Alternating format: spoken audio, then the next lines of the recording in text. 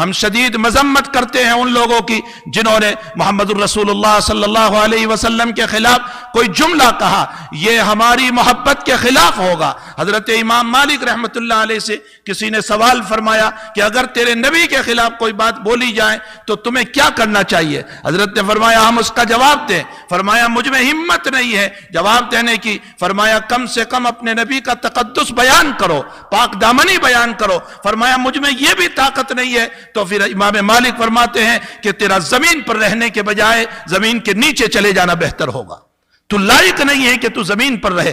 ہمیں چاہیے کہ ایسے موقع پر ہم اپنے آقا صلی اللہ علیہ وسلم کے تقدس کو بیان کریں، آپ کی پاک دامنی کو بیان کریں، آپ کے علم کو بیان کریں، آپ کی اخلاقیت کو بیان کریں، آپ کی مبارک زندگی کو پیش کریں۔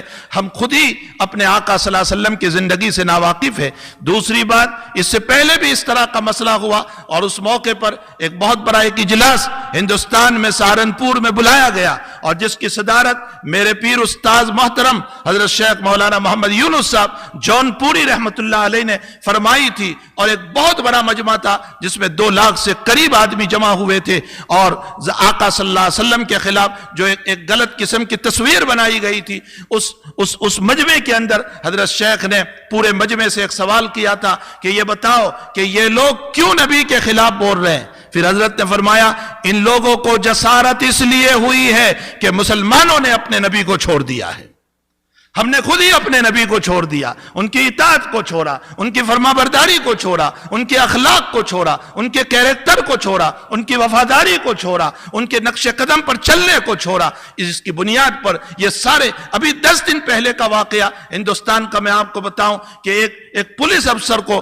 مجبور کیا گیا اس بات کے اوپر کہ اپنی داڑھی نکال دو، اگر تمہیں پولیس کے اندر رہنا ہو تو تمہیں داڑھی نکالنا پڑے گا۔ وہ بیچارہ کہنے لگا میری یہ داڑھی میرے نبی کی سنت ہے اور میرے اسلام کی یہ پہچان ہے، تو کورٹ اس کو یہ جواب دے رہی ہے کہ اسلام میں داڑھی رکھنا ضروری نہیں ہے۔ آپ بتائیے، اسلام میں داڑھی رکھنا ضروری ہے، واجب ہے، لیکن کورٹ کہاں سے بول رہی ہے؟ اس لیے کہ ہم ہی نے جب اپنے نبی کے چہرے کو چھوڑ دیا تو وہ یہ سمجھ بیٹھے ہیں کہ اسلام میں داڑھی رکھنا ضروری نہیں ہے۔ ایک سکھ جو گرو نانک کو مانتے ہیں، جو کوئی نبی نہیں ہے، لیکن ان کی اتباع اور ان کا اتنا زبردست فالو ہے کہ یہ جہاں جائیں گے ان کے چہرے پر ان کے سر پر امامہ ہوگا، ان کی اپنی داڑھی ہوگی۔ اللہ اکبر! ہمارے آقا سچے نبی، ہمارے آقا ہمارے آئیڈیل، ہمارا امام، ہمارا پیشوا، ہمارا رہبر، لیکن حقیقت یہ ہے کہ ہم اپنے نبی کے فالو آور نہیں رہے، اور ہم نے ایک غلط زندگی گزارنا شروع کیا۔ جب میری اور آپ کی زندگی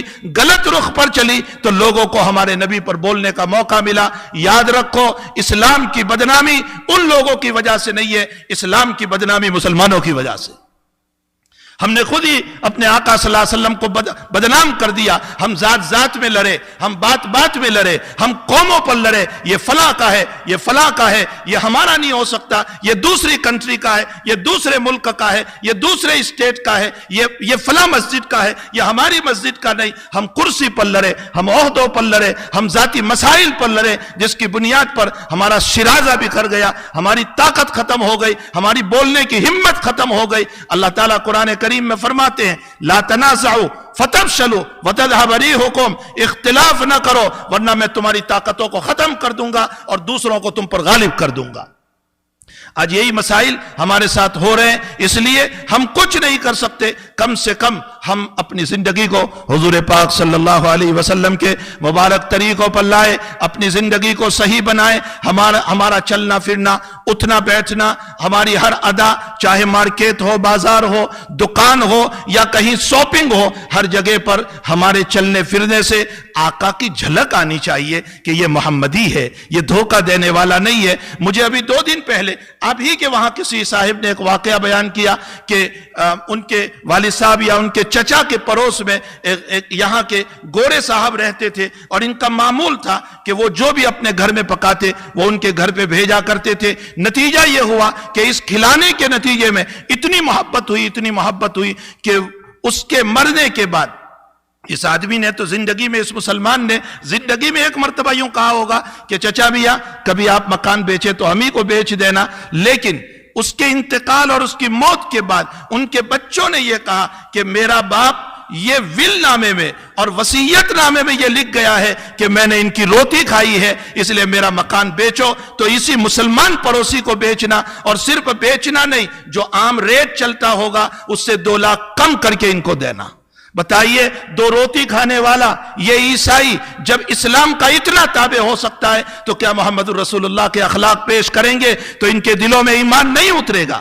یقیناً یہ ایمان کے دروازے پر کھڑے ہو چکے ہیں، لیکن میرے اور آپ کے اخلاق دیکھ کر وہ واپس ہو رہے ہیں کہ یہ دھوکہ دینے والا، یہ فریب دینے والا، یہ لڑنے والا، یہ ایک دوسرے کی عزت کو پامال کرنے والا، یہ دوسرے کو بدنام کرنے والا، اگر اسلام اسی کا نام ہے تو پھر میری عیسائیت برابر ہے، میں اپنے مذہب پر برابر ہوں۔ اس لیے تقدس حضور پاک صلی اللہ علیہ وسلم کا ہمیں بیان کرنے کی ضرورت ہے، اور اس کے ساتھ ساتھ ہمارے اندر وہ اخلاق حسنہ کو لانے کی ضرورت ہے۔ یہ ٹاپک ایسا نہیں ہے کہ شان رسالت میں ہم 10-5 منٹ کے اندر کوئی بات کہہ دیں۔ آقا کی زندگی کو بیان کرتے ہوئے لوگوں کے قلم ٹوٹ گئے، لیکن آقا کی زندگی بیان نہ ہو سکی۔ انشاءاللہ پھر موقع رہا تو میں کھل کر نبی اکرم صلی اللہ علیہ وسلم کی مبارک زندگی کو پیش کروں گا۔ ہم انگلی قطع کے شہیدوں میں نام لکھوا رہے ہیں کہ بولنے والے بولتے رہے، اے میرے آقا تجھے کوئی تکلیف نہیں پہنچ سکتی ہے، لیکن حقیقت یہ ہے کہ ہماری وجہ سے یقیناً تجھے تکلیف ہوتی ہوگی کہ محبت کے دعوے دار ہی آج نبی کے خلاف کر رہے ہیں۔ ان سے تکلیف نہیں، ہم سے تکلیف ہو رہی ہے۔ اللہ کرے کہ مسلمان اخلاق حسنہ پر آ جائیں، اچھے اخلاق پر آ جائیں، اچھی زندگی پر آ جائیں۔ اللہ ہم سب کو اس کی توفیق عطا فرمائے۔ وصلی اللہ علی نبی الکریم برحمتک یا ارحم الراحمین۔